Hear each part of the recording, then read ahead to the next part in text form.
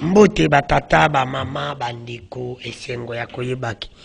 Bozali ebele chaque dimanche à partir de 19h juste rediffusion à 23h30 jeudi na 16h pour na la émission na bino sur le podium. Cette émission présentée par moi votre humble serviteur de Kodanou qui fout la cacarlina le banabito comme ça. Tous allez commencer à les plus ampli na émission na bino après avoir kokende na ba église. Vous allez la sensi pour nous l'émission na bino émission de bamangana bosolo pe bosimbo. Et ce que bomoni pasteur na bino na lekawate bocha epe parmi basimi za ko le bakeno aza pasteur solo te po awa to prépara ka ba question te yo kutani na ngoka awa na bosolo pe bosimbo. Merci à Dieu, merci qui faut qui est mon réalisateur, merci autorité morale de cette émission qui sera même à Konda Movie. Je vous salue sans oublier mon directeur de programme Jean Médal ou sur la bossante celui-là de production. C'est Doudou Montiri, sans oublier encore l'information Serge Kabongo et Michel Koyapa. Depuis ces pays de place à Zakolanda Bissou et notre cordon, Messi Raphaël Kiboka honorable, Nankolo Chen Oyemoko, sénateur Jean-Pierre Bima. Merci, n'a pas de il ne faut pas nous appeler, nous sommes bel et bien en direct à Kinshasa. Ne nous bipez pas, envoyez au moins vos textos. On va essayer de lire avant la fin de notre émission. Merci. J'ai l'honneur de recevoir pour vous, prophète Bijou Moupina. Nayende Tokobeka, Masolo, toujours, j'ai encore M. Raphaël Monzonzina. Oui, pas Aline. Nanzela, ceux qui a commis Tokobeta Masolo, les autres, Kolobela Masolo, Italie. Banzembo, Toyokaka, Banzembo, Tobenga, Kaya Mukili, Yanzambe. Bref, ceux qui musiciens Mukila, Minzembo, Moko, Oyokoyoko, Teya. Est-ce que, moi, Nanzamba, Koyokoyoka, ceux qui Koyoko, Diffi. Ate zalinzembo nzambe te problème nanga lelo za itotika na sujet. Est-ce que tokoki koyoka nzembo ya mutu mususu ya musicien ya mukili oya yebite po interpeller même mutu asala mabete. Merci na bandeko nyonso boza kolanda biso de pactola na bosante mon vie banga business libobi oya tete vazali ko landa beli na pesi mbote sans oublier mon vieux aussi Diallo alanda émission na biso na bosanité mon vieux Makadi na Paris au titre va monene na partia Belgique pour aller kolanda biso à toi aussi. Trois fois boss, trois fois patron Simon Kamba na pesi mbote na bandeko nyonso bozalaka ebele chaque dimanche pour la émission na bino sur le podium. Merci aussi à mon oncle Apollinaire et tante Myriam na États-Unis. De bozalaka wana toujours pour l'émission sur le podium. Merci. Na bosente bandeko ya Hollande bolobaki ndeko danu le bela ba pasteur Kabongo bango de ba ko bomamboka. Merci. Bandeko Londres ya Hollande pe ba ko lande émission ebele. Na bosani bino te bozavome ebele na bandeko Afrique du Sud. Bozalaka émission. Merci na bino nyonso. Je suis de cœur avec vous calamité. Nzamba ko singa to komonda na prophète Bijou Moupina Mbote. Mbote frère Dano. Boni. Bien. En cas pour te ba intéresser l'émission par le bi tout le bila ba pasteur Kabongo ba pasteur Balekisi. Bon, balobi dans chaque chose il y a les vrais et les faux. Ba faux ba legisi, mais ba vrai ba ko lekisa, puisque ba vrai ba osala volonté nzambe. Merci. Prophète Bijou Moupina. Prophète Bijou Moupina le na zambio parce que yo le tolo bakana bosolo pe bosimbo. Est-ce que musicien to benga ka musicien naza na problème te ke zanzembo nzambe to zanzembo mukilite? Est-ce que musicien ya mukili akoki pe koyemba nzembo moko oyo ekoki ko édifier bana na nzambe ou bien koki ko sala que bana na nzambe babongola motema ou bien ba mwana na nzambe atika mabe moko quelconque parce que ayoki nzembo wana mane bombo kayo ozana 3 minutes. Bon, ngana oloba nako souhaiter que mutu si ils en a besoin il y a conseil tout on a besoin il y a cause à édifier a que ne koluka édification na ye na musique ceux qui aza chrétien o ayambi Jésus comme Seigneur et Sauveur.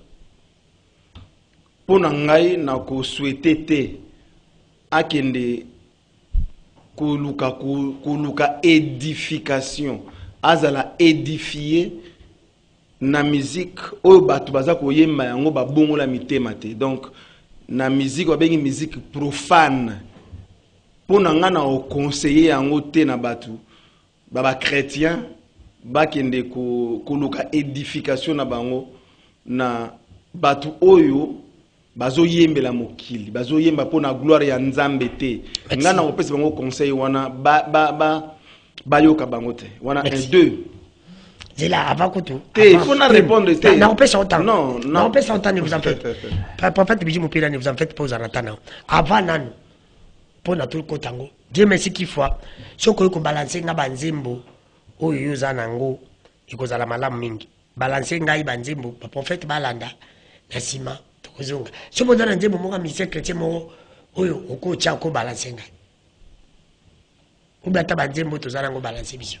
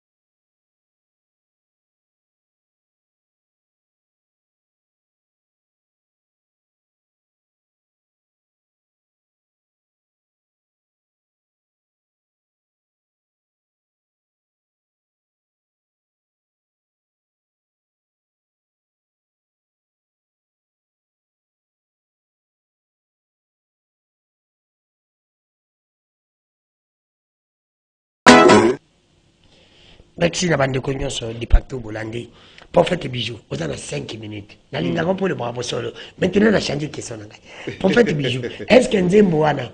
Ce qui mwana nzamba yimbi angulisi mwiza. Non, conseil mwana nzamba yimba onte. Pour makamba lobi on eza no mamba sikate. Et loko moko oya yembi eza nango sikate. Mamba lobi ona ba politicien ba lobango du matin au soir et le kasika a lobby mais sauf que c'est un frère populaire yebani donc il est tenté d'interpeller seulement azako interpeller gouvernement azako interpeller batu tout mais ayemeli nzambete alors na la bité que zanzi manzambi oyebi ke zana begizi mushaba ngabe bana batu bo kanjeba mukilité ce nzembo oyo ezako édifier batu ce que chez mutaima ngulisimu yozawapi parce que lelo zama kamanje manzambe azo baka pomme ya lisimu na mabeza wapi omoni ngana loba bo omoni conseil yoka conseil ya mutu nyonso mais prendre ce qui est bon mais si on est nga personnellement instrument wana o ezoloba et ma musique o ezo glorifier nzambe te par mesure de prudence ngana rolanda na ngoto na yoka na ngo le prophète bijou na osepela na mais yoka ko lo ba ke musique ya nzambe zala ya nzambe zala raté on le que ne confondez pas oui allons-y na le que ba musicien chrétien ba komisi musique ya nzambe métier comme une profession frère Kofi on est a profession na ye ayembi po azwa mbongo c'est sa profession c'est son métier. Mais les adorateurs, au Bibelobi, ils devaient adorer le Père en esprit et en vérité. Ils ont reçu gratuitement, ils devaient aussi donner gratuitement. Quand ça a droit d'entrer, côté va céder automatiquement, va comme ça un métier. Donc comme profession na bango. Dieu ne cherche pas les professionnels, mais Dieu cherche les vrais adorateurs. Omoni. Alors si on est tingane na zaboy, boche musique wana, na ebi on est frère Kofi. Parce que le col a frère Kofi, a comme il s'appelle comme Malamute, moi na nzambe. Na lobi teke makambo oya yembi eza makambo ya sika. Eza makambo ya sika te, likamono sa yembi wana likambo ya sika na kati ya te. Ayembi likambo ya sika te.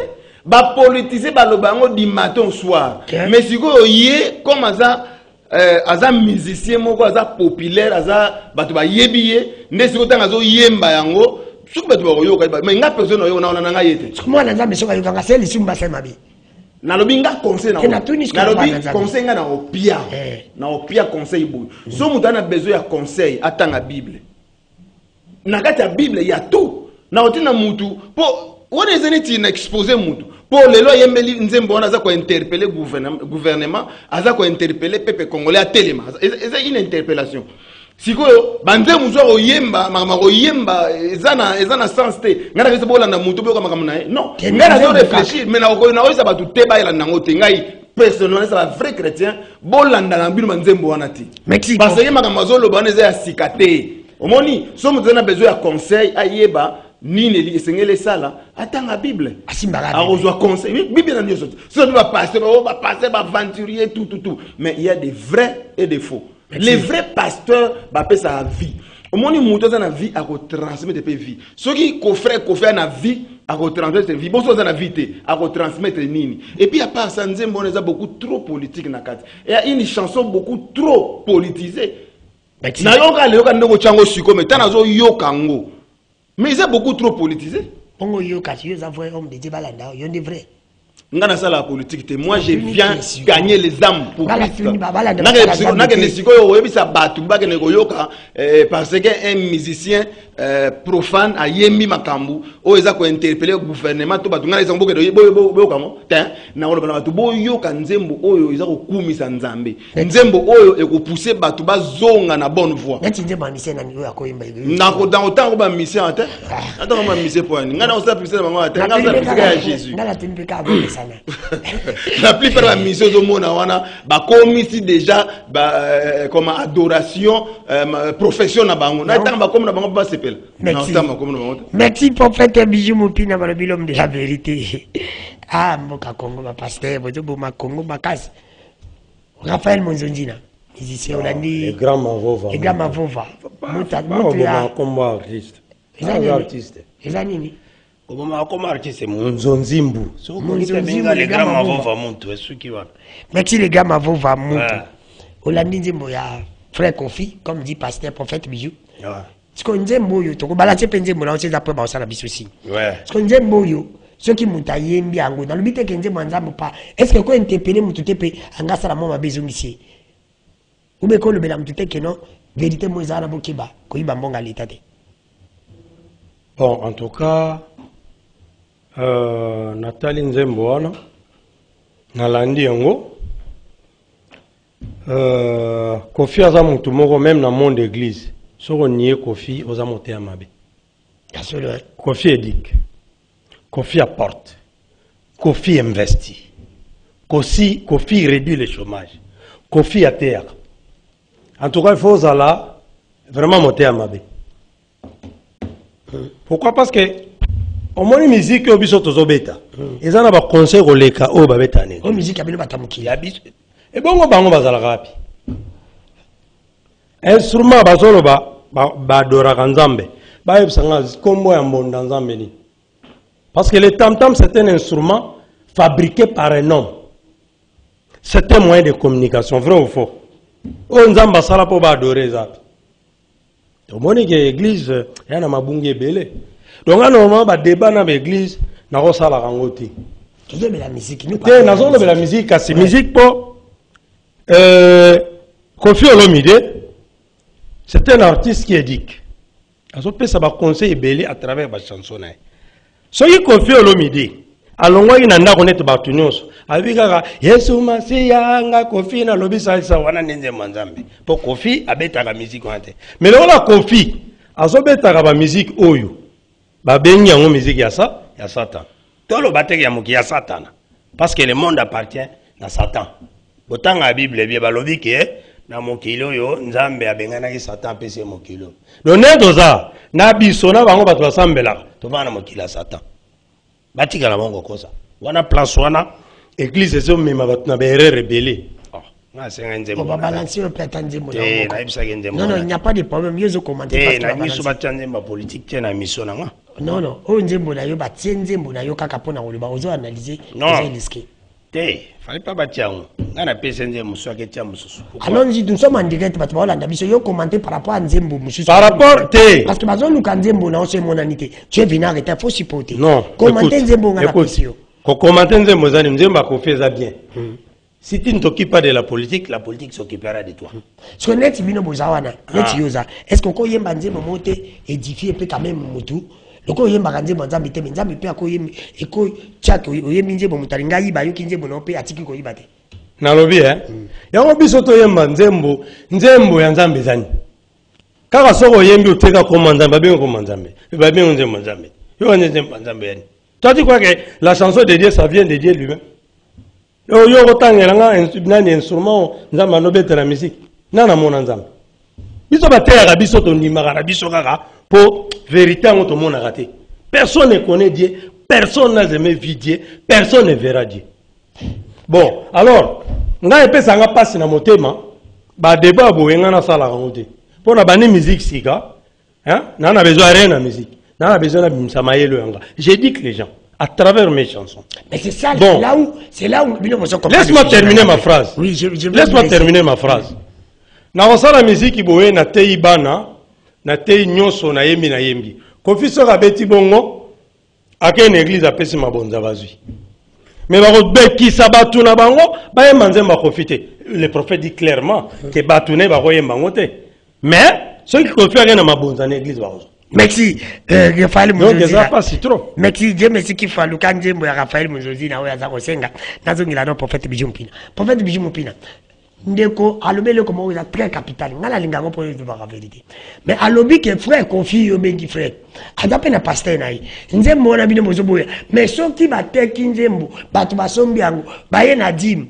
Ekoza neti yepe abeti nzembo na yi. So ki ateki yango ake na dim bokuzo. Mais pourquoi nzembo na ba boya kambo na ba bozoka? Bon, on a le pour notre frère. A le vélo, c'est l'inga passe na mon thème. Mais comme ils ont Nzambe à Mapé à Bolingo, il fait nourrir toute chair ici sur terre. Donc, à Wangani existence, il y a Nzambe. Donc, à Boïna Nzambe. Bon, ils ont problème, ils ont yémo, puisque le salut est individuel. Premier, il y a Koffi, frère Koffi, ils ont Nini. Nalobi ngai personnellement, je le répète aussi. Peut-être frère Arobanza qui est Navana commandé Naza Lelo na bina musique ya Koffi. Non, moi je connais frère Koffi. J'ai dansé aussi chez ces chansons. Mais il y a une chose, oh, batwaza ko arriver, baza ko arriver à comprendre te. So bien que Koffi, frère Koffi a yimba pour a éduquer batu. Vraiment na habité sur une batu ba ko trahir conscience na bango. Ton frère Nengazawana a trahi conscience naïe. Bibelobi, la femme devait s'habiller d'une manière décente. Bon, est-ce que la manière dont frère Koffi a bini saba danseuse naïe, baza habillé d'une manière décente, automatiquement habillement ya basi. Oh, bazo bina pembe naïe, ils ont glorifié Nzambe. Mais le prophète Bijou Mpina, s'il vous plaît. Oui, ouais. Pour le biki Koffi banzembo nae et dikaka. Ngana lobi boye. Koffi a droit ya oyemba na koma nzambe ana droit ya oyemba pe Jésus il a ce droit balobi tout ce qui respire loue l'Éternel pona ko louer nzambe cela est donné à tout le monde ozaloza nani ezalo banga nzambe ozalo banga nzambe te neti frère alobi ke yema kama nzambe ona ndima na ngote mais Bible alobi ke tout ce qui respire loue l'Éternel omoni donc cela signifie ils ont droit de louer. Mon tout le monde peut interdire de louer Nzambe ate. Mais je parle maintenant sur l'adoration. Lui, il n'a pas droit d'adorer. Comment quelqu'un peut adorer Dieu pendant qu'il est hors parole Nzambe? Pendant qu'il n'est pas dans la vérité. Est-ce qu'il ne peut pas Nzambe le combat nous va tamukili. Bako sala Nzambe mongote apesi mutu Nzambe mongo siko pa Nzambe toka na libala. Neti Nzambe mutuko fanya mbaka ya libala désormais nakomi engagé kosimba te kebana leta. Parce que ayebisi mutu kosimba te ezali mosi ya mutu. Est-ce que ça m'a bewa ngai nakoyi ko inspiration te ya musique profane nga jamais pena ko pesa conseil na ba chrétien nyonso ezala ba yendi makomoza na conseil na kati bona na musique wana te bona musique ozo glorifier ka Nzambe merci prophète bijibu pila za clair ye alobi olandi alobi ye ata biyo ye minde za wala Nzamba inspiré makambo musisi soki kaka ebimi na munoko na lokolo za mutabasumu yako yebisa ba Nzambe te balanda bino azole bakapo na faire confiter azo ba pepo na yopo za ba musique profane nyonso na ko conseiller ba chrétien te bolanda ngo pe ba conseil nango merci là dedans il y a quelque chose merci prophète tika ye pas rebondi Teresa vidi bobo potana bon là on a l'autre potana parce que on a elle qui débatté na prophète il y a poni musala nae abia osala Nzambe ya lobi na nzambe te on a lobeza vérité même mbo aebike mutamona Nzamba zate c'est-à-dire les Congolais font un effort va faire croire biso otoko croire. Et moi, je ne peux pas me mêler dans cette histoire-là. Prophète a regardé un lobby à Oshaningate. A regardé un lobby naïe, à Bangisi, que Dieu te pardonne, et ça en est l'autre. Vous entendez bien? Moi, je connais la vérité. Mais c'est la tina la raciste. Quand j'ai mon épisode, j'ai mon lobby, histoire au Salama. Maintenant, nous avons son volume tout quand Mobali.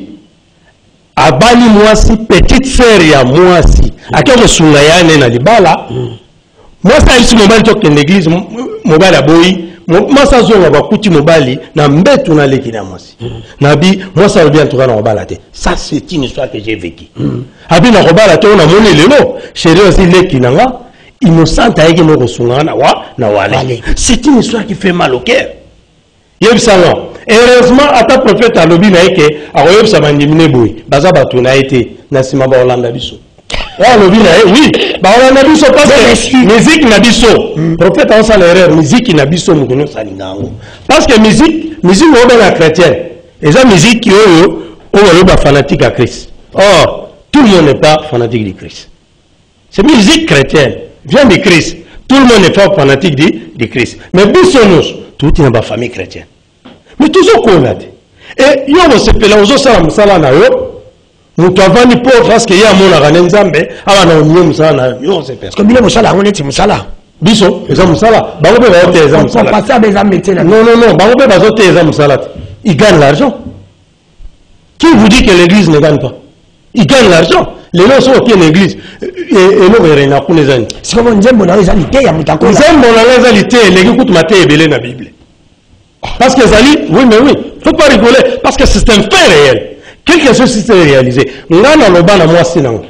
Soki grande sœur na ya bali, leki na moi soko kenanda kombalete. Kosungae, akendete. C'est-à-dire, tu vois que j'ai vécu une histoire, n'a pas si votre attention. Tout vous allez rater ton amour avant la tour la maté, ton la apocalypse. C'est comme si nous ne réfléchissons pas. C'est-à-dire que la vie sonne. Voilà la bangoté. La bangoté. Parce que tu vivras quand tu es kufa.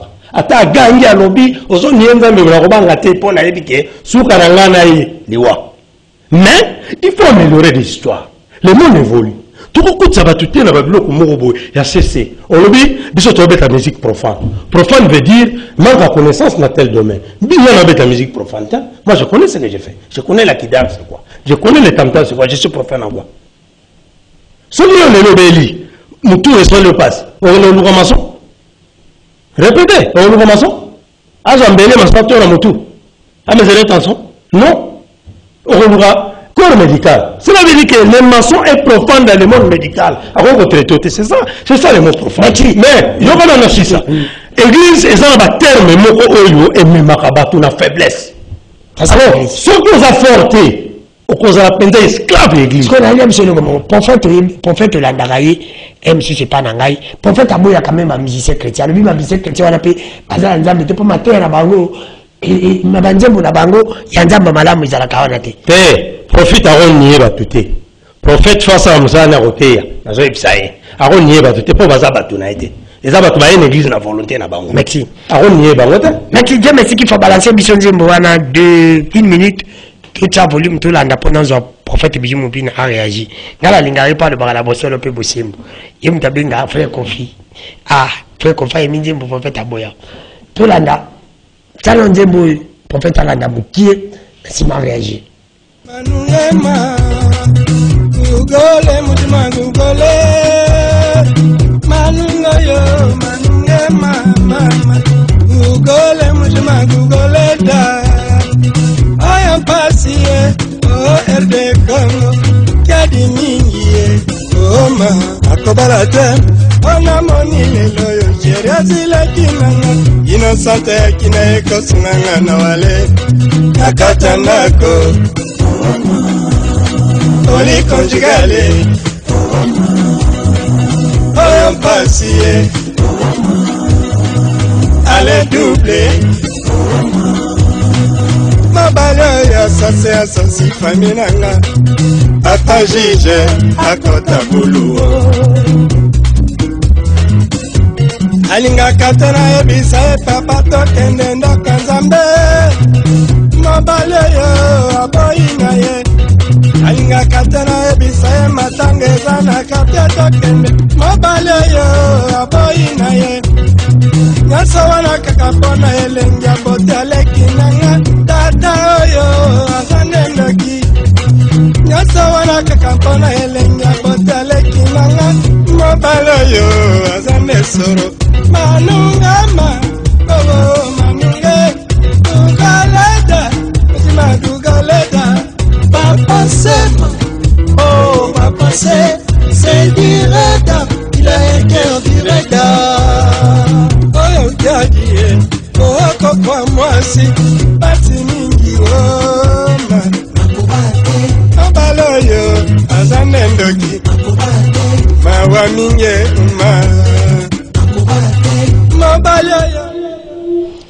Prophète Bijou Moupina, on a dit deuxième chanson, on a quoi, yembi a l'obi que Makambali bala tout ça qu'on balate, mais à l'obi ici c'est Makambo yanda mobali wana linga kanzambi. C'est pour te dire que bazok te appelé quand même moi qui bonzambi prophète. Pour la nité to kolo bana ba Makambo bino bolo baake.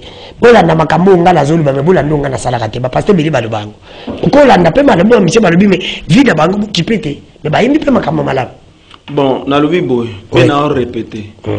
Ngai na binaka musique ya Kofi, frère Kofi, na binaka musique nyonso na binaka yango. Et par après, tant on a eu Jésus comme Seigneur et Sauveur, j'ai compris que ngai personnellement na obi na sou musique wana te, pe na koyemba yango te, ezanga. Pe na zo pesa ba chrétien conseil, ba vrai chrétien. Ba bina musique wana te ba yoka pe yango te. Mais na yebi ke na mokili o tozali plus de 80% balinga mo musique o wana musique profane parce que batu balinga kanzambe te. Bonjour ndeko dano tuna pasteur Bijou pardon tuna pasteur Bijou bongo ye mate ya o ya te ya église na yi eza wapi na lola tuna mokini allons-y va que c'est là au moni tellement batu balinga nzambe te hein mutu ana besoin ya nzambe na vie na été mais ce qui muta komi na ba problème a komi na ba difficulté akomi koloba nzambe otiki ngai nzambe oza wapi nangana répondre frère nangai namoni il parle bien namoni azoloba bien mais sauf que ngai na ko pesa repentance te jamais ngai na ko pesa repentance te muta pesa bato repentance et la nzambe par le Saint-Esprit et puis bato nyonso te nde ba okota lola Bible lobi nul ne peut venir à moi si les pères ne l'attirent pas. Donc, mutu nyonso pas Christ, il faut les pères à attirer. Nga na ko pesa frère. Est-ce que le prophète na ko pesa frère repentance. Est-ce que net manzembo letu na lobi ke net nzembo o frère ayemi. Nga na te ya ba histoire ya batute. Nga na te ya parole ya Nzambe. Parole ya Nzambe la Bible les a inspirés. Ceux qui frère ndenga zabo ayembi makambo o eza na Bible. Na yo kamuti. Mais ce qu'il m'a dit na Bible, tu n'as pas compris. Il faut que conforme la parole. Puisque ngai naza boye, naza na absolu na ngai c'est la parole de Dieu. C'est la Bible. Mutu nyonso akoya na makambo, soka yembi et que ça conforme na parole Nzambe. Tu n'as rejeté mutu. Mais si mutu apesi ngai conseil, o eza conforme na parole Nzambe, je vais accepter. Parce que absolument c'est les écritures. Il y a un émission. Bien. Et ça va miser mon sous. Bazu ba instrument, ba beti, ba cheka ka Jésus ba biko nzambe. Ba ebabi eza chanson ya nzambe. Nabi mususu les zango nzambe. Bazu ka kombo yezu ba chena kati. Mais soko loki yango eza na nzambe te. Parce que ba komisi yango métier na bango. Mon frère, il est là. C'est son métier. C'est sa profession. Azo yemba par après à oteka yango pour à se retrouver aussi. Au moins ils ont métier na ils ont profession na ye. Ils ont normal, ils ont musala na ye o yazo sala. C'est normal.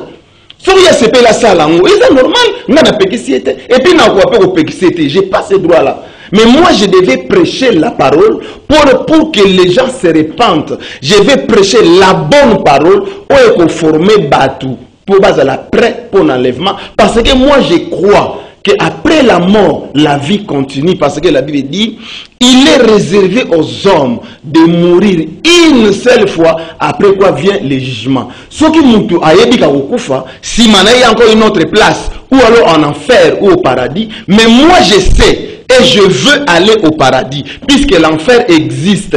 Au moni, so na sali makambu oyo eza conformité na maloba Nzambe, automatiquement na me trouver dans l'enfer. Les cambois lobike ceux qui moi si na nga bali, hein, ceux qui moi si abali a même leki na ya moi si nanda côté parce que mobali na ya risquer bimana ye. Au moni, les cambois lobi abeza iso moko vrai ya yembi. Cela signifie quoi?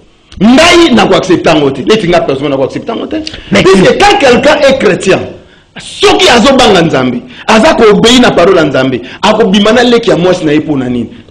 Pourquoi il va faire ça? Il y en a dit que absolu la biso, il faut la parole. Mais tant que on ko yate, tant musu yo no tikalika yo mo ifa ndeko o salisa bango ide bango. Mais si on se ba yate, si on a na ko salisa. Merci prophète Bijou. Donc il faut que les gens soient enseignés par la parole, il faut que les gens batu ba banga Nzambe. Batu ba osala mabete, ceux qui bazo banga Nzambe. Merci bazo banga Nzambe ba osala mabete. Vous êtes embellé. Merci. Bonsoir ndeko danu kefula.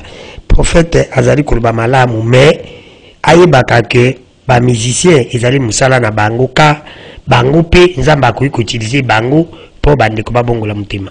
Bonsoir sur le podium tozo landa bino.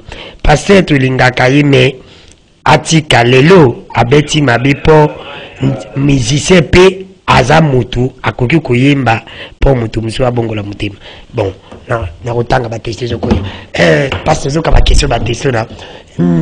Raphaël Olandi ndenge pasteur alobi akopekisa bino tes amitié na bino mais ya kolobaka makambo iza ko édifier Nzambe. Alors c'est pour te dire que ndenge bino yo zawana posa la et ozala bien et oyo kolobete ya bana na Nzambe il faut yembela Nzambe. Oh ndeko danu. Oui. Ko yembela Nzambe za osala magite. Ya je muke. Prophète alobi bien que kala zalaka koyema Nzambe wa kofi. Kobina. C'est-à-dire que l'église c'est quoi? Baza batlo ba bandaka na mabe, hein? Après ba yeko bongwana. Mais biso to banana na mabe moko te to kenda tina suka. Yo bandaka na malade. Cela veut dire quoi? Moi je ne peux pas dire aux gens que Au début, je faisais ça, je fumais les chambres, après, je changeais de thé. Moi, logique, je ne fume pas, je ne bois pas, je ne fais pas ça. C'est-à-dire, natika libon. Quand je suis un jour, à Bongwani, à Banana Mabé, à calculer le nombre de mon soumouné cassé. Et pas Nzambe, donc Nzambe à Longolia. Mais Dieu miséricordieux, à Madi Misakamas. Non, écoute, Dieu miséricordieux, pas ça, tout le monde a le point de l'immisade. Dieu pardonne. Il pardonne quoi? Les péchés. Qui l'a déjà vu? En train de pardonner. Ça c'est l'histoire. Biso ba kosa biso na ba fable, mbolo ko ranko ba sala ki master, to tigala ko monate. La preuve c'est quoi? Les lozomona église, la parti politique va comme le romo. Les partis politiques va se créer un to ba na ba bati va remplacer. Ce papa Koufi. Les églises demain. Aux Hollandais, pas la musique hein? Non non, c'est vrai, mais pas la musique. La musique est menée à Koufi, ba to na ba sali Victor Nabango. Pas la musique. Non, laisse-moi l'état. Je vous dis une chose. Je vous dis une chose. J'ai grandi dans l'église. Je connais l'église. J'ai fait mes investigations. Parce que je suis parent. J'ai mes enfants. On a lingate le biba beba. Mais si on a beba, nous qui tiquent une église. On beba. Ça, je vous dis 4 vérités. Au moins, la vérité. Parce que si vous avez un pasteur, une vie qui est de ça. Et il y a un prophète. Parce que l'argent ne vient pas de Dieu. L'homme fabrique, Dieu crée. Et dans la création de Dieu, il n'existe pas ce qu'on appelle l'argent. Et quand tu montes au paradis, tu poses la question à Dieu. D'ailleurs, Dieu, ce n'est pas le nom du créateur. Tu poses la question au créateur. On dit ça, on l'a évité. Bon, Jésus vous comprenez? Cela veut dire que qu'on y ait profession totale y a pas. Oh, il y a côté à n'importe. Il y a côté à une dernière mais il y a une profession habilitée, mais il y a profession habilitée. Il y a un kasi. Bango pe profession na bango. Hein? Il y a un petit marron à bango. Zerate, oya bango. Koutouna na kosala ngote. Na kosala ngote. Surtout dans le monde actuel, où l'homme ne voit que son intérêt. Vous comprenez? Oya zoloba, en tout cas, si je vous dis la vérité, mais en réalité, il n'y a rien. Aïe, vous savez son nombre à péché qu'à sa salaki, ce que j'ai effacé. Pour faire croire aux gens qu'il y a un monde en Zambie. C'est faux. Moi, je ne suis pas comme les autres musiciens. Moi, je ne suis pas comme les autres musiciens. Je suis intellectuel. Je connais. Je mène mes enquêtes. Je chante des histoires claires et vraies. Dans un parent. On comprend qu'on chante. Nazo silisa. Nazo silisa. Nazo silisa. Non. Kobomaka profession ya bakité. Et là, le salinga passe mingi na motema. Comment on a que le prophète croit que ce qu'il fait comme travail et l'équipe oyo kofi azosala. C'est une élégant musika. Parce que Kofi Olomide.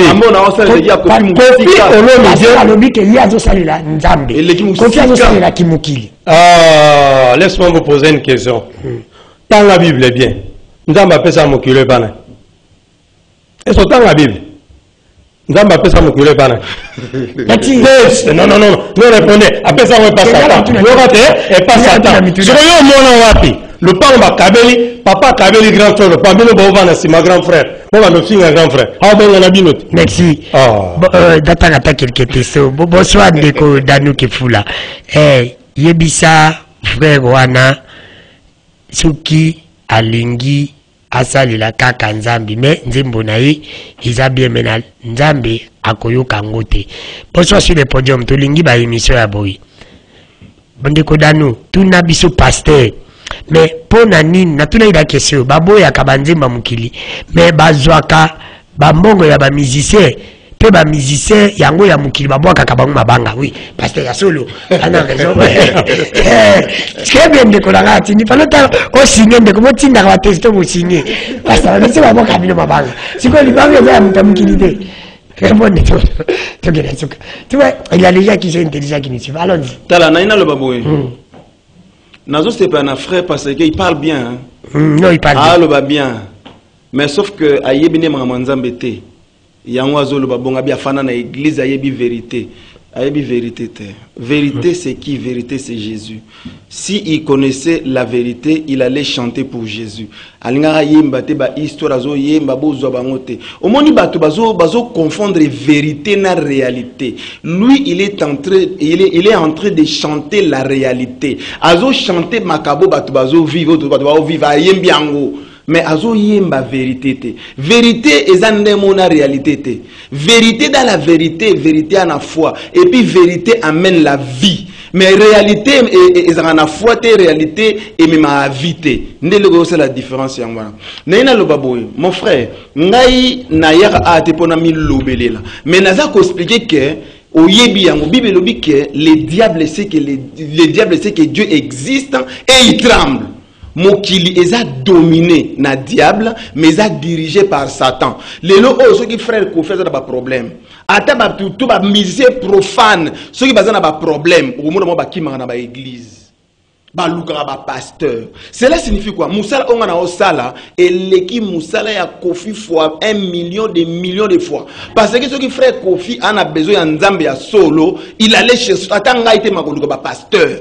Ceux qui a linga se repentir puisque ngai naza aona mela masanga na bina musique wana mais lelo ona ko sala ngo lisusu te parce que j'ai compris quelque chose. Omoni mais na yebi ata lelote ata lobite ata lebo za ko finga ba pasteur bozo chola bango. Cela est normal parce que batu ba lingi na bango nzambe te. Parce que bo bebisi pe batu ba lingi nzambe te. Parce que mon pe bo bebisi. Yezo ba ka batu ba lingi te ndeba. Batu oyo ba bebisi za malamu te. Te batu ba bebisi eza batu nyoso ba bebisi te. Oui. Bible dit que les champs est vaste mais il y a peu d'ouvriers. Donc les vrais serviteurs ba ka mukie. Siko poku tona bango pe eza vaste. Mais ba bebisi ba kilo nyoso pe te ba yemba ba bêtise. Neti nzembo ya yemba yemi bêtise. Nalobi yazo yema na réalité, ayembi vérité te. Moi je parle. Ce qui nenga zawana mon frère nenga zana. Ce qui ayembi nzembo, eza conforme na parole o eza na Bible. Na oyoka ngoti.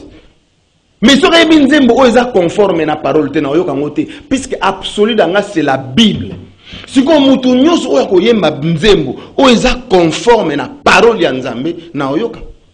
Mais si vous avez nzembo za conforme na parole nzambe na kutinda ngene oyoka kwani Kofi ninga zana ayembi na nzembo ayembi li gouvernement ayembi li batu a interpeller batu na yatina batu boyemba iboka nzembo ayembi li penda na kotinda batu ayemba ngote pas ayembi nzembo en réalité pour ko batu ke baso ke na leki na yo attention non il a changé double makambo ayembi on ayembi réalité ayembi vérité te. Quand on parle de la vérité on voit la conformité à la parole. Tina wodi na oki cameraman a toni sa mutalo e konti de ya mutei moko. Alors mais to komi me rappelle mon Jésus to komi na gama vova mutu to komi na suka mi to zokende parce que la bo yembi mo yembi vérité te yembi réalité yefa yo ka fo yemba vérité pas réalité oyembi na omeyazo likabezo ke ye pasa nzoto la ndi molimo yo tala nzoto yo nzoto ye molimo ne oranu na na ipselo mobo le pasteur se réfère nous nous inspirons. Il y a une grande différence. Et ils ont un document, la Bible. S'il vous plaît, pardon. Parce que, tu vois, lui, na bongo, zulu, na frère, oyo, yezo, alia, ki paya, ye nani. Bon, mutona, zaki, mutanini. Jésus ayaki po a sauver ayaki pour sauver ayaki pour sauver bango mais ngana ye pour sauver batuta ngana ye pour sauver batuta ngana ye pour prêcher évangile et ça mission o ngana Jésus bana bango parce que ma question allons-y rapidement non to poussana. C'est comme ça on avance pas. Une conclusion. Bon, écoute, quelle conclusion? Il faut que je parle. Mais oui, je vais vous dire une chose. Une conclusion. Problème Zaboué, moi je ne suis pas là pour pesa moko na profession moko boy sala na mutu. Nakutaka ba pasteur, nakutaka ba be, nakutaka nyonso. Mais nga naza esclave ya mutu moko te na monde. Mutabotanga azate, mutayebi ndenge na yaka azate. Pona nga. Nako changer parce que le pasteur me prêche. Oh, il a changé si ma pasteur, c'est un lâche. Parce que depuis l'enfance, je suis devant mes écrans. Voilà, mais la raté. Voilà, film raté. Nga babiloko ozolo bana. Kibonzo to zana wote.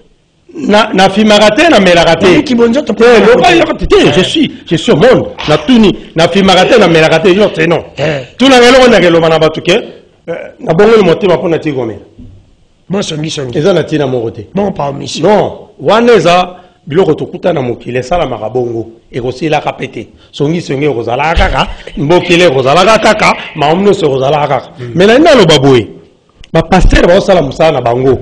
Si le prophète a salam ça est bien, hein? Na robetele maboko. Olanda. Olanda bien. Na robetele maboko parce que biso toza na besoin pe ya bataboye. Pas faire avancer les choses dans le monde. C'est très bien. Vous comprenez? Mais pasteur Paye Baké, église ko kakate kolongola bato nyonso ba fanatizaka biso, hein? Ata ba prêcher ndengeni. Toza na batebele sima na biso. Oyo balanda kabiso prêcha biso parce que il se réfère document na bongo tikali ka bongo Matthieu Apocalypse mais nous inspirons nazo ebselo komoko der salami na est tozala kino na kota ka stade pas avant la kota stade nzemboye na lobi boye nzambe mpona nini boye makile kanga kaka na est esika bacha elikia na yotata Kobanga etondi na mitema bato Yonya kama sanjoli nzambe Eloko nini Rwanda pesi yo Polelo opesa RDC mo Congo Yoka kolela na biso banana yo Donc, wana suwa na ebisi yo Inspiration yaki Eza ya satana de la vieille Zambie Wana mokili epesa réponse Non, laisse-moi dire C'est pour vous dire que On m'a dit mon aïmi. Na su parole mon na kata Bible té. Na aïmi réalité aux autres na est. Batubaza na est. S'il vous plaît, je termine. Batubaza na est sur etiko té bango ba ho geluté. Pona nini? Ata sambela té. Bazo kufa. Merci gama boba. Limora te bonsoir. Ndeko dano tuna les musiciens ici na landake mingi pa na yo même na canal kin. Mais azana mayele ya kibonzo te ya mulimu azana ngote ati capacité. Non, écoute, ça a l'erreur très grave. Il ne peut pas se laisser faire rouler na muto ya mokilo azo ça est a mon azambe azana erreur bisonoso to kupa to ce qui nzamba mazali to écouter kuna debe rozala alors artiste musicien ascendant le grand Mavova Muntu numéro de téléphone 085 180 74 17 Bandila 85 180 74 17 Facebook Asano officiel. On va dire Asano officiel aux Zwinga.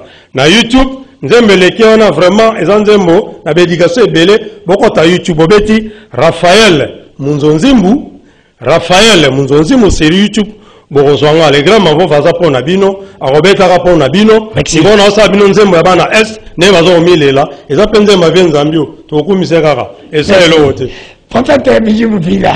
On dit que na frère pour y aller nzambe te. Donc ayebi mama nzambe te. Mais frère Kofi, si il est sincère, un jour à rouler kana TV sur la émission parce que pasteur mama zo beza ya solo. A rouler bango pena ke makambo azo beza ya solo. Parce que tant que bébé la bango baluka ba pasteur. Merci numéro de téléphone. Nzambe apambola ba onyo so balandi émission. Nous sommes dans le temps de la fin. Ils ont moko ya signe ya temps de la fin. Muta oboya nzambe. Ils ont moko ya accomplissement ya parole nzambe. Batu ba sepe la plus na maloba o ezo sepeli sa mato ya batu. Ba boya parole nzambe. Papa nanga boyi makamwa nzambe. Numéro de téléphone et puis non seulement bon bah boy la vie éternelle. Ça fait mal quand quelqu'un zo boya la vie. Numéro de téléphone to comme la suka. Ah boy nzambe te. La vie éternelle. Numéro de téléphone prophète comme la suka. Numéro de téléphone. S'il vous plaît comme vous. Numéro de téléphone. OK. Numéro nangeza 00243 90 92 91 227 na répété 00243 90 92 91 227 Merci. Merci d'avoir déconné sur Bolandi Bisso. Nous souhaitons bon anniversaire à toi. Aziza Moka, Gisèle Moka, c'est ton anniversaire. Merci Nzamba Pambola, yo apesa yo pe. Ya ebele na libota na ondeke tozo sisa watu biso.